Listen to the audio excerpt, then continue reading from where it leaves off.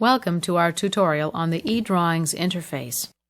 You'll be happy to know that the eDrawings interface is designed very simply and very intuitively.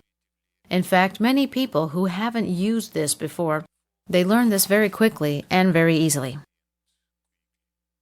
Okay. In the main window, you can manipulate your model.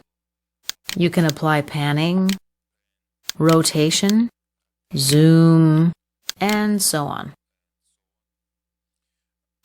If you right-click, you'll be able to access a drop-down menu that, for example, allows you to make a component transparent.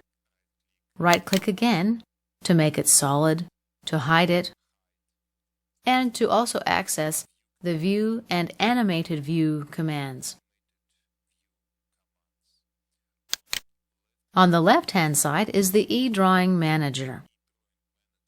Here, we select our components. A right-click will allow you to access some commands: hide, make transparent, hide others, show all.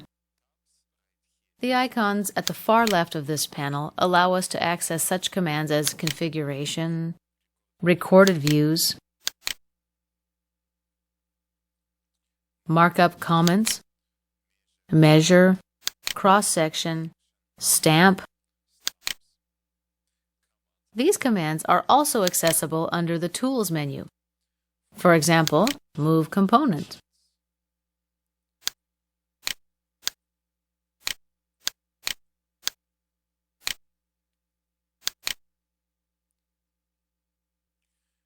As you see, the interface is very simple, very intuitive.